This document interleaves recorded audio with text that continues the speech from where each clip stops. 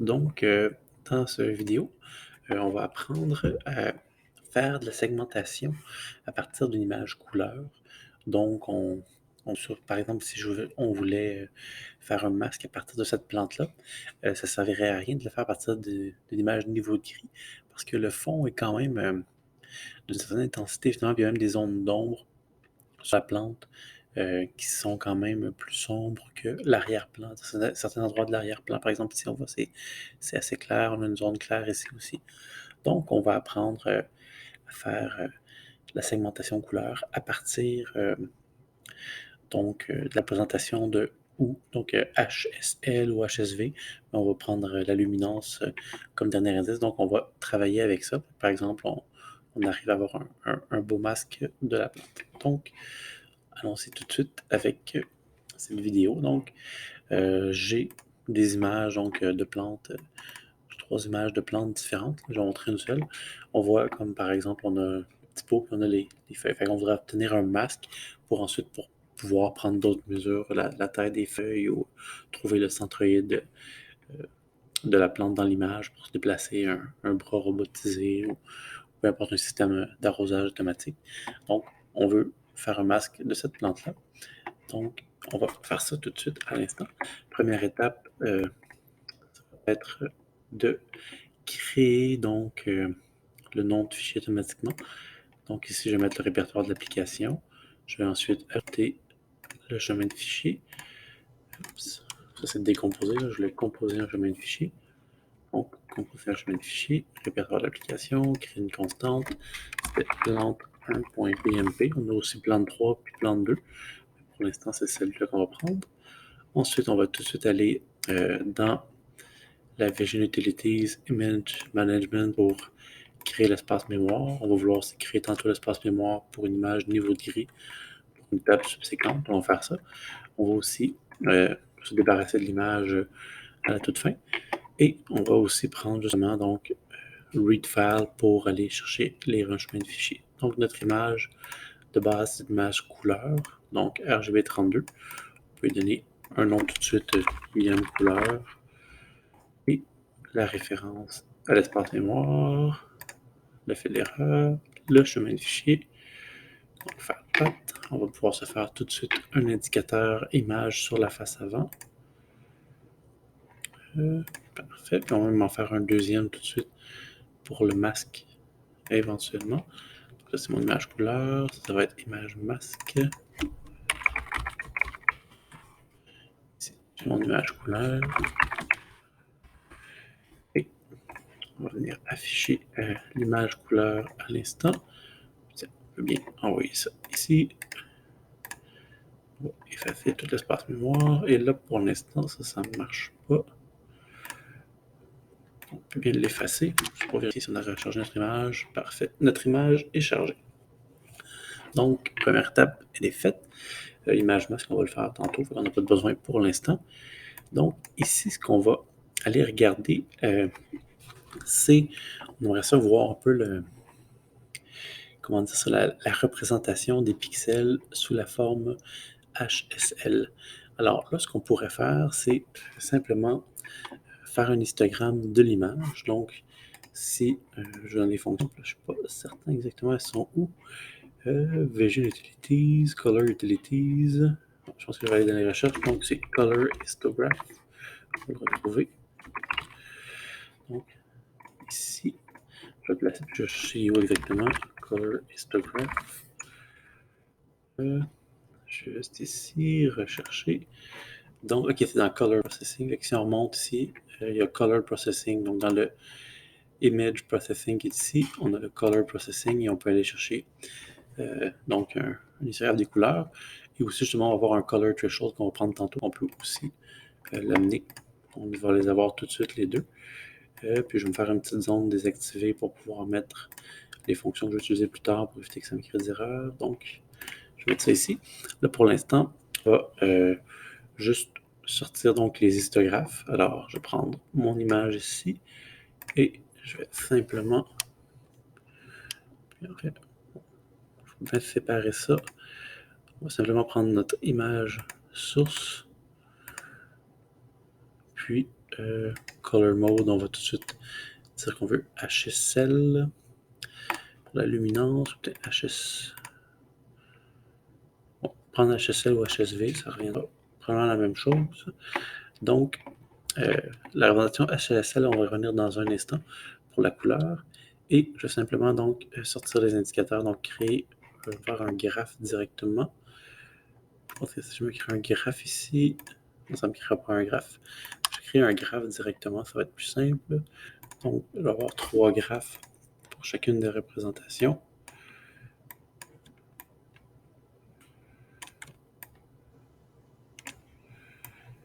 Et ça. Donc, petit instant, juste faire un peu de ménage.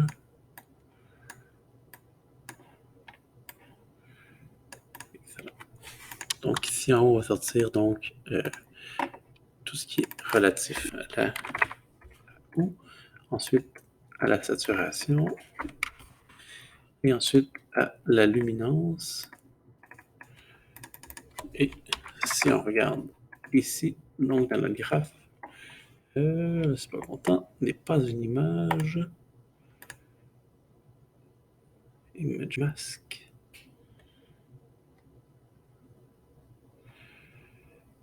Ah oui, encore une fois la même erreur que je fais souvent. On va envoyer la sortie d'erreur après pour être sûr que là, ce qui s'est passé, c'est que j'ai effacé passe mémoire à l'image et je ne vais pas terminer donc d'utiliser mon image. On va régler ça tout de suite. Alors donc, on voit la représentation des pixels. Donc, on a 3 histogrammes et on voit par exemple le nombre de pixels pour lesquels la valeur de OU est de 60. En fait, si je vais grandir ce graphe-là, le reste, ça nous importe un petit peu moins, là. Mais ici, la représentation de OU, ça correspond un peu au spectre de notre image, finalement, un peu la représentation des couleurs, plus qu'on se fait comme plus mentalement, là, moins que le rouge, vert, bleu. En fait, si on regarde ici, la représentation des couleurs de type HSV, si je vais pour le OU ici, c'est simplement donc l'axe, ça suit le pourtour ici de cette représentation-là. Donc, la valeur de OU, ça correspond à une certaine couleur. Puis en fait, donc, les pixels, ici j'ai beaucoup de pixels finalement qui sont entre 50 et 70. Ça correspond vraiment à du vert. Fait qu'en gros, là, les pixels entre 50 et 70 pour la valeur de OU, en gros, c'est nos feuilles qui sont là. Puis tout le reste, par exemple, la saturation, mais si la saturation est à 0, c'est des ondes qui sont totalement, qui a pratiquement aucune couleur, finalement, qui correspond simplement que si ma saturation est à 0, là, puis ma valeur varie entre 0 et 255. En gros, c'est une image niveau de gris, finalement, quand la saturation est à 0. Et là, comme on n'a pas de gris pur dans notre image, on voit qu'au niveau saturation 0, on n'a absolument rien non plus. Et tout ce qui est luminance, en fait, on aurait pu prendre la valeur pour avoir la même chose qu'ici. On peut prendre la représentation HSV, puis je vais écrire valeur. Des petites différences, on va voir ici le spectre qui va légèrement changer, là, mais pas tant que ça finalement au niveau de la valeur. Au niveau de la valeur, on est vraiment en termes de ce qui correspond pratiquement à l'intensité de l'image. Fait que donc, plus si la valeur est à 0, on est dans tout ce qui est noir. Et en fait, si la valeur est au maximum, ben là, on est au maximum de notre intensité au niveau des pixels. Donc, c'est vraiment une autre façon de représenter les images quand on utilise la représentation, donc HSV, HSL, les, les variantes possibles, ou HSI pour l'intensité. J'ai juste pris V finalement, c'est un peu comment on représente le dernier axe qui change, mais c'est pas dramatique non plus, peu importe laquelle on prend pour la représentation. Donc, on va utiliser ça pour justement venir tenter de segmenter notre image. Alors là, ici, si on va laisser ça à l'extérieur d'une boucle, je vais mettre une boucle while pour qu'on puisse changer des conditions. Donc, je vais rajouter une petite boucle while ici. Fermer mon fil d'erreur et donc, je vais partir d'ici et on va continuer. Donc, on va prendre notre histogramme. Là, je vais enlever la section s'activer. Pas notre histogramme. Donc, ici, c'est ma fonction de segmentation couleur, le color threshold. Et là, il faut que je lui donne le mode couleur. On va prendre le même mode couleur qu'on était. On va aller en HSV directement. Et là, on va tout simplement venir, donc le replace value, puis une constante, par défaut, c'est 1, qu'on veut une image binaire. Donc, si on est dans la zone qui va être prédéterminée par les les ranges, les portées qu'on va mettre.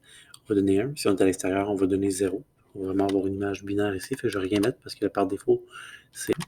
Ici, je vais me créer tout de suite donc une image source. Mon image source, c'est mon image couleur. L'image destination, c'est là où je veux sauvegarder mon masque. Je vais tout de suite me réserver l'espace mémoire pour faire ça. Donc, ici, IM masque. Et ça, bien entendu, c'est une image U8, parce que c'est une image niveau de grille. Là, même si on remplace par 1, on donne des 0 puis des 1, on n'a pas le choix de sélectionner une image U8. Là, on n'a pas d'image binaire qui existe dans la view. Donc, j'envoie ma destination pour la mémoire juste ici. Et il ne faut pas oublier non plus d'effacer l'espace mémoire à la toute fin. Je vais mettre une commande ici pour mon bouton stop.